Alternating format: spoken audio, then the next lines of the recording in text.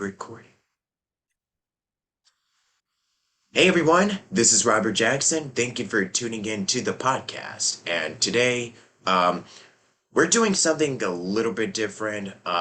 This is part of one of basically what I wanted to do for the podcast. It's branch out into many topics, different discussions, because I mostly talk about like the industry, getting into acting, getting into like animation, writing. But today we're going to talk about um, fitness, which I've already done with a previous guest, but today we're going to talk to somebody who is um, somebody else who is also specialized and has experience on like talking about like workout routines, changing your lives for the better. And yeah, without much further ado, we have Zora Benhamou. I am really terrible with Benhamou. butchering names. Benhamou. Yes, so we have Ms. Zora here. So thank you for joining us for today's or on your end tonight's episode. How are you doing? Hey, thank you so much for having me. And I'm really excited to talk more about fitness and how it can even apply to people who are in the industry and writing and acting and all that. That's super important to be in good health. And that industry is can be actually taxing on the body. It accumulates over time. So when you're young, it's all good. But habits that you take today are habits that last a lifetime. Oh, totally. But for the people who are wanting to like, because I know that you've also been doing this for a long time, but for those who are unfamiliar, share about your background and yeah, so we could get to know a little bit more about you and yeah, just to keep the ball rolling, pretty much. Mm. So I'm a gerontologist, and most people don't know what that is. And gerontology is the study of aging, but we study it not only from a biological perspective, but a sociological and a psychological perspective. So we see how over the course of a lifetime, the things, the experiences you have, the things that you do will impact your health outcome as an older adult. And we do study older adults a lot, and we talk about social policy and ageism and all these things. And I think it's a really important topic, even when you're young, because if you're lucky, you will be old. And what you do today will impact how you will be treated and how social policies will be, how things will be, your social environment will be around you because of the actions that you've taken, hopefully good ones in your younger years. So I did my studies at USC in California, in Southern California, University of Southern California, where you are, Robert. And I am a health coach as well, and I am a biohacker. And biohackers, I can define that for you, but it's the short answer is we're into health optimization and sort of taking health to the next level.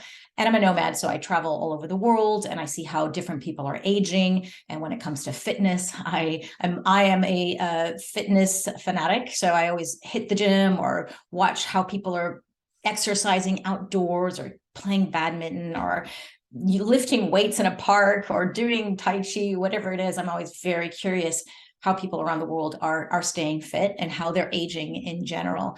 So that's generally my background. I have a lot of interests. I have a podcast as well called Hack My Age, and it's geared for a woman in over 50. And we talk a lot about hormones and menopause and things like that that are not really spoken about very much. And we want to give women a voice in that area as well. Nice. So when did this all begin for you? This passion about aging and yeah, doing everything that you've been like you mentioned longevity, aging. So when did this whole like um when did these kind of start accumulating um as part of your Yeah. day-to-day life My interest in health and wellness in health? Yeah. started very young. I think you being in Southern California feel it in the sense that just being healthy is important. I'm from LA. I always say it's in my LA DNA. You just want to be fit and you want to look good and you want to be healthy because everybody around you is, and or at least is working towards that. But I got more interested in aging and longevity when my mom died, and I was only 23 years old and she was only 57. So that's when I kind of got in a panic. I said, okay, I want to be healthy to look good in a bikini, but now I want to be healthy because I don't want to die early. And so that's what kicked off my journey into reading a lot, doing a lot of research and trying to figure out what causes cancer or what causes heart disease and how can I avoid it? How can I prevent it? It's just for my own sake. And then I eventually went into health coaching and fitness and all of the above, and now a gerontologist. And the science keeps changing. We now have a lot of information on the human genome that when I was first started this journey, I thought I was doomed because of my genes. I thought, oh, if she dies early of cancer, I will too. And now we know that genes are only 20% of our health outcomes, and 80% is lifestyle and diet, and we have a lot of control over that. So I felt like a big weight was lifted off of me. And they say generally that genes is the loaded gun. Lifestyle is the loaded gun, and genes is the trigger. So no, sorry, the opposite way. Genes are the loaded gun, and lifestyle and diet, all this is the trigger. So you can be born with bad genes, say exactly, didn't win the lottery, but you have control in the sense that you don't have to pull the trigger, right? If you do pull the trigger, that means you have a pretty bad health lifestyle and bad diet, things like that. So you can pull the trigger if you want to, if you've been dealt the bad cards, but you don't have to. So just so the audience doesn't get confused, it's genes as in genetics, not like genes like the jeans that you wear. Yes, genes like in genetics. And there's another thing called epigenetics. And so genes this is what your mom and dad gave you. You can't change them. It's just the way it is. I mean, you may have heard of CRISPR and gene editing, and that's a whole other discussion. But generally, no, we cannot change our genes, but we can change the way they express themselves or the way they behave. So your genes are, these epigenetics are like switches. You can switch them on or switch them off. So certain genes we want to flip on, and other genes we want to keep off. So cancer genes, we want to keep those off, and anti-inflammatory genes, we want to turn them on and make sure that they are functioning well. So we can control, these are epigenetics, these are epigenetic switches. We can change them according to our diet, our lifestyle, and that's super important. It's really important to know, because some people have gotten their 23andMe. It's a gene test. They like to see their ancestry or their predispositions to disease.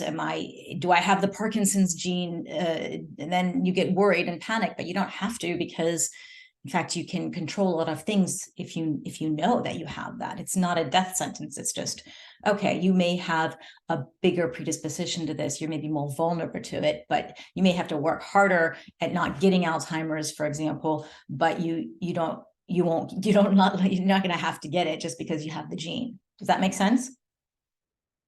Totally, totally. Yeah.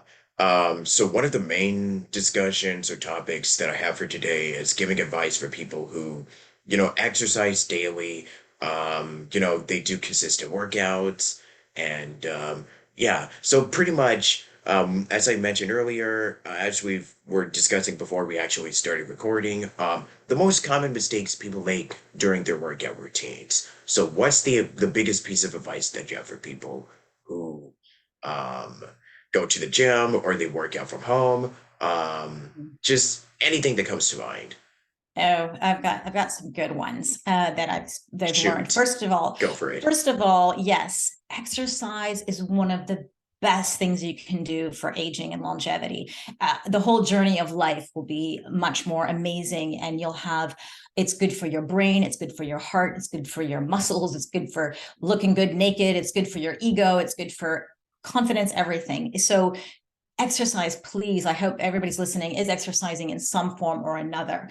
But so that's already something. We know that that is a huge, huge trigger that we can flip on in a good sense to have positive health outcomes and lower our risk of diseases, of cardiovascular disease, of cancer, of arthritis, of diabetes, all these things that are hitting us. So please continue to exercise. Now, the one thing that a lot of people don't realize, this is a message for the females who are listening to this, is that we're finding out that women are not necessarily having the same outcomes as men with the same training routine. Women need to train differently, and that's because we have hormones. And that's because women have a cycle. Women have a monthly cycle. We have a daily and a monthly. Men have a 24-hour cycle when it comes to hormones. Yes, men have hormones too, right? Most of you guys know you have testosterone. Women also have testosterone, but much less. And men also have estrogen, which they consider a female hormone, but you have much less, and we have a lot more. But we're finding out that, for example, if you could map, every woman here who's listening needs to map their cycle, know their cycle, know when is day one of your period, when are you ovulating, when is the week before you're getting your period, because you can optimize your training according to your hormonal cycle. So we know that testosterone, there's a little blip, a very small increase in testosterone when you're ovulating, and that's between day, say, 12 and 14, more or less. It varies between women, but just let's say day 14. And that's in those days, 12, 13, 14, 15, 16 are the great days to lift heavy weight. You got more testosterone, you can build more muscle much easier than, say, the week before your period. Now, the week before your period is when your hormonal levels start to, your estrogen, your progesterone, and everything is coming down. Okay, it's not at its peak as like in the first week. And a lot of women say have PMS, or they feel really bad, or they just are maybe be moody. Not everyone, or have cramps, or they're not feeling right. So that's the week that you should be really kind to your body. That's not a good week to be doing very heavy lifting, or trying to make your PRs, or trying to smash it at the gym, or hit the hardest classes possible, because your body is already under stress. So exercise is stress. Stress is a good thing when we have it in the appropriate amounts, right? So we don't want to stress the body even more when we're having the week before period. So if you feel like eating carbs, well, you eat your carbs, right? Don't restrict yourself. Your body needs this. If you don't feel like going to the gym, okay, take a day off, or do a lighter workout. You don't have to stop completely. Do a lighter workout, but it's just not the day to hit the heavy weights. And if you do this, day one of your period is probably the best day to do a race or a marathon. And it's unbelievable, because you'd never think. And mostly people would say, oh, maybe that doesn't seem right, because I don't feel great when I have the first day of my period. If you're not feeling great the first week of your period, you probably didn't do the protocol over the week before your period, and then to be able to have all of the energy and all of the gusto, because your hormones are increasing when you have that first week of your period. You should be feeling really great, having a lot of energy, and going to the gym and smashing it. So this all sounds really complicated, especially if you're a guy. You may not even know anything, maybe not be interested, but if you have a woman in your life, you probably want to know this stuff. But the women who are listening to this, I highly recommend you to Google search exercise during your periods, or go to Dr. Stacy Sims. Dr. Stacy Sims is the go-to explaining all of this. And there's just, knowing your cycle, there's times that you can, best times to make decision making, best time to ask for a raise at work, worst time to have a breakup with your boyfriend, all according to your period. So just knowing it is super important. But when it comes to fitness, you'll know, when are you more vulnerable, when are you more likely to break your ankle or to get injured, right? When is the best time to lift heavy weight? When is the best time to do a marathon? All of these things are you're so impactful on your outcome of just the time that you spend at the gym, and you'll feel so much better just understanding your body. And any fitness trainers on listening to this, especially if you're a man, I would say when you have a client, ask her what day of her period she's on. Learn the way to train a female, and she'll be so impressed when you get it. And then you teach her that, and she has amazing outcomes. So I know it went on quite a bit, but I think it's a really important piece of information for women. No, no, no, it's all good, and I'm even learning something, from this very call. So thank you so much for the information, because I still got a lot of, research to do about like, you know, everything that you're talking about. So yeah, all of this stuff I didn't even know about. So thank you Yeah, once there, again. Dr. Stacy Sims. I mean, I think she's fantastic explaining it. I kind of did the fast track to it, and if it's the first time you're hearing it, you're gonna forget it. Don't worry, that's normal. The brain works like that. Just go and I would say Dr. Stacy Sims she wrote a great book called Roar, ROAR, like a lion roaring, and it's amazing. It's an amazing book. Yeah, totally. And I guess one of the questions that I have pertaining um, to what you were saying earlier, like going to the gym or working out from home, is there a preference, like working out from home or going to the gym? Because I'm also kind of curious. Mm. It's whatever it is that you like to do, as long as you do it.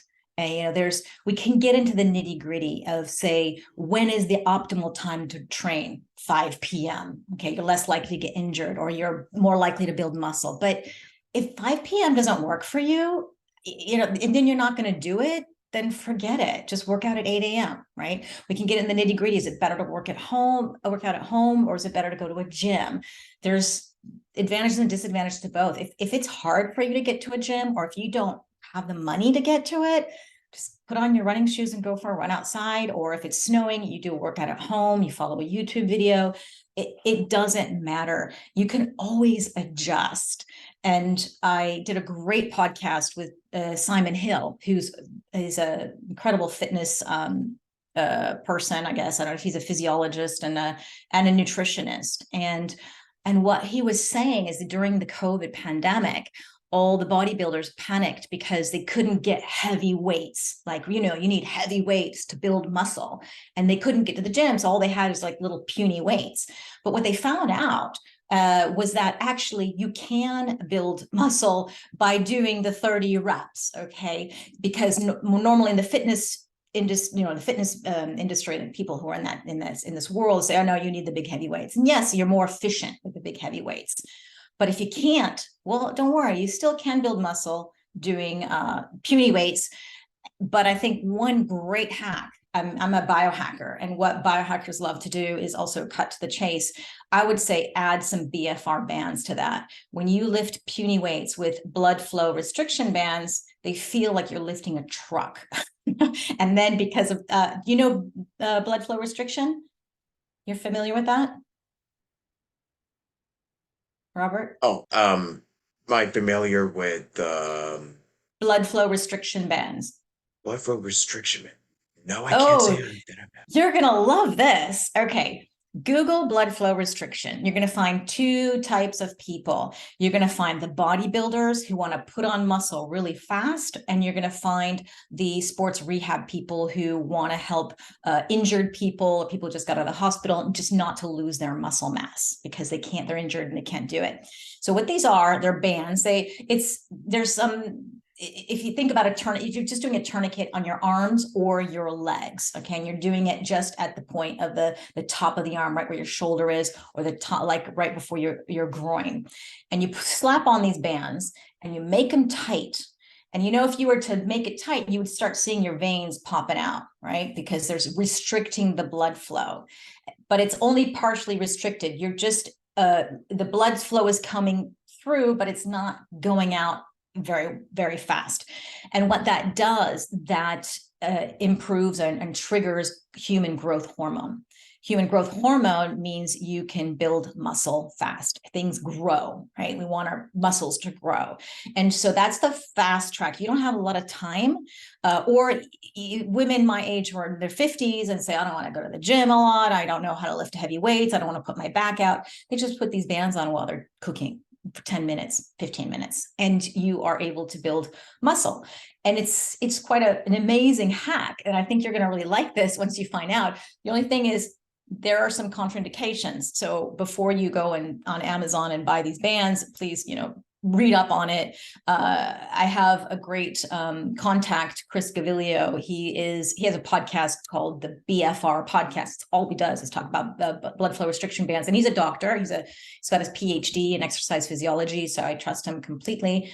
Go ask him, can I use BFR?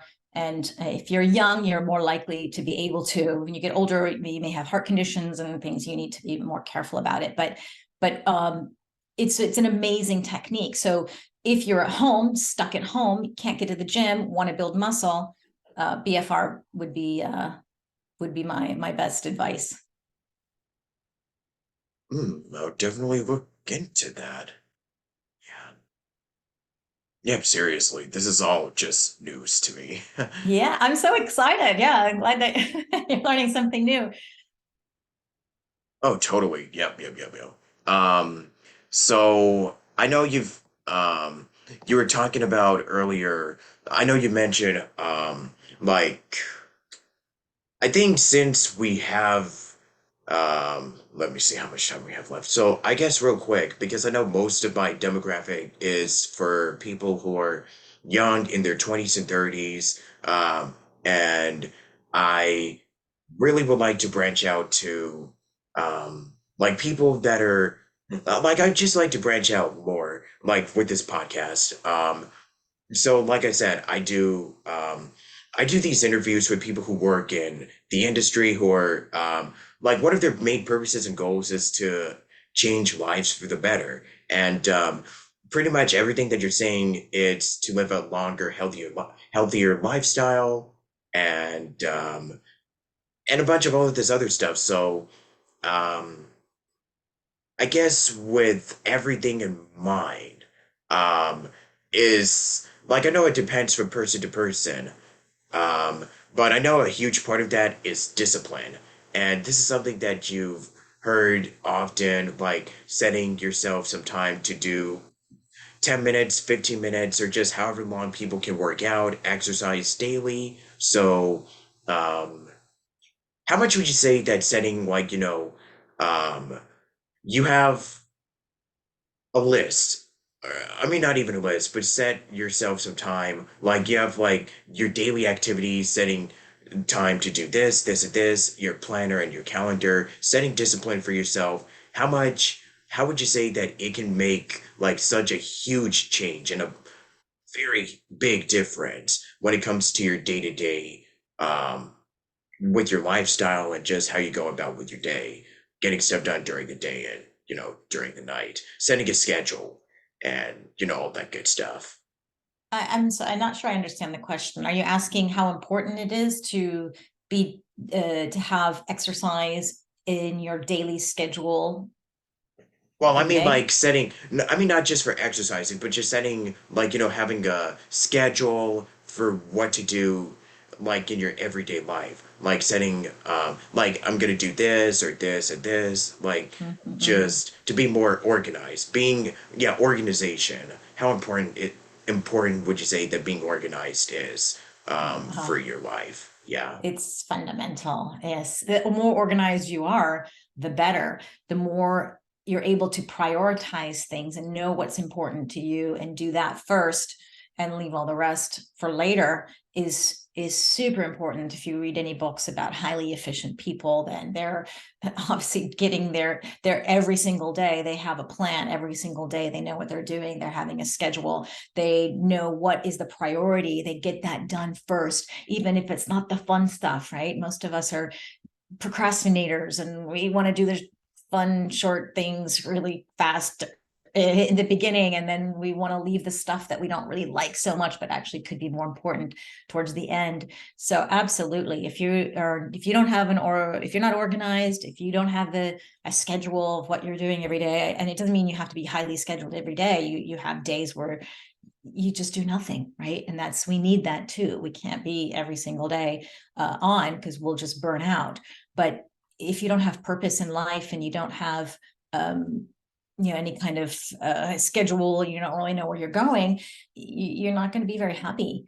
And if you're not very happy, then life is not enjoyable, and you may have some pretty poor health outcomes as a result. So absolutely, get yourself organized. That's a fun one. Tips on preventing like burnout, and yeah, that's always a fun, discussion to talk about. Yeah, burnout is yeah, you don't want to get there, right? It's important to have goals, it's important to reach them, it's important to work really hard at them.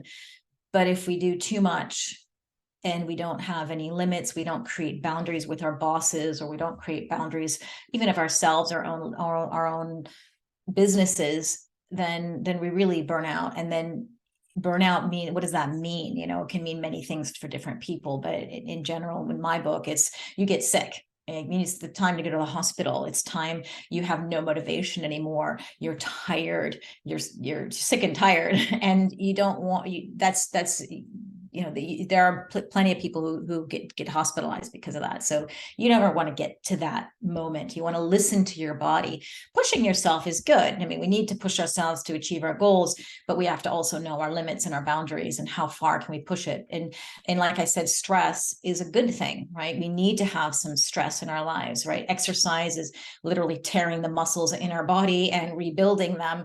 And so we need to tear them, but we also need to rest so that they can rebuild.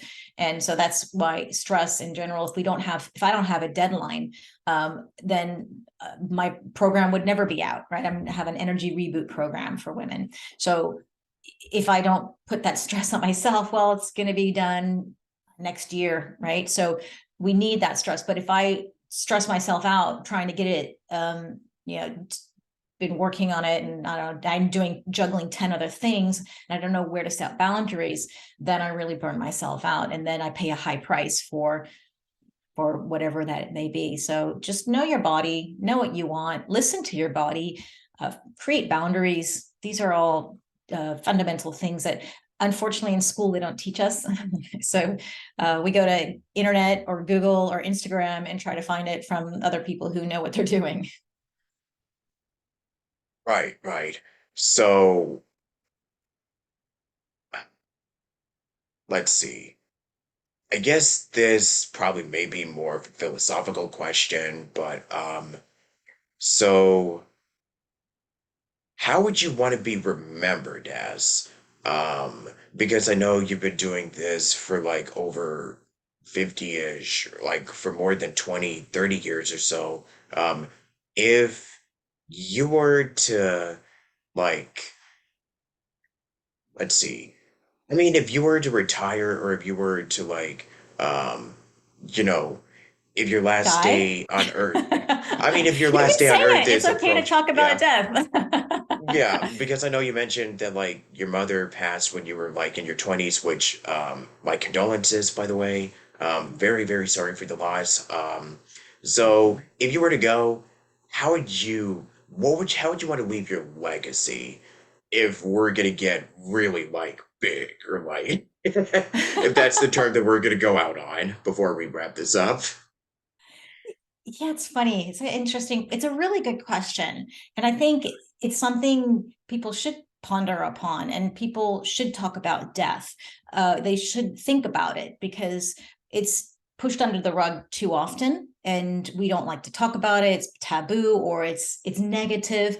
But in fact, when you understand that you're going to die, that's when you start living. That's when you start doing things. I don't know if you've ever had a moment where you were close to death, or something happened, or maybe you got really sick, or almost get hit by a car, and you just skimmed by.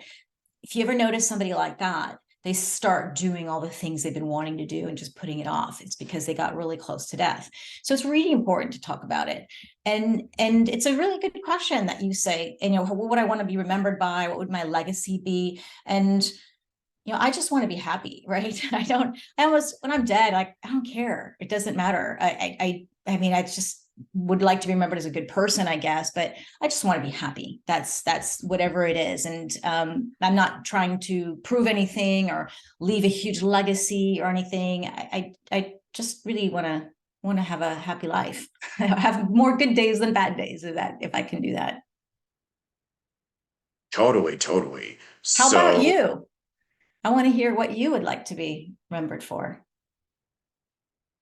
so pretty much, the TLDR, if I were to sum it up like really quickly, I would want to be remembered as a person who is just there for people. Like somebody who, if somebody's having a bad day and if they are like, I don't know, they don't have any reason to live, if we're gonna go that far, I just want to be that one friend who is like there in your corner and it's just wants to persuade people to just keep going. I know that things are difficult, especially with this like whole whatchamacallit that's been going on for like 3 years now. And just, you know, just wants to be like a positive influence on people's lives.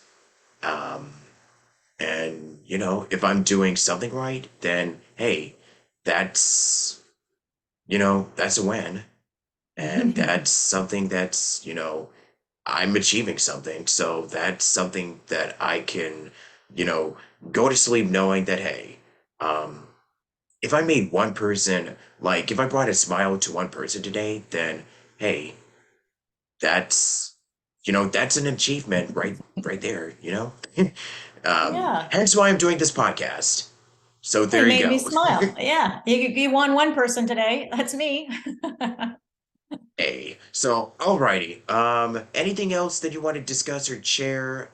Any upcoming projects? Any last bit of advice that you want to give? Your social media, closing thoughts, anything that comes to mind.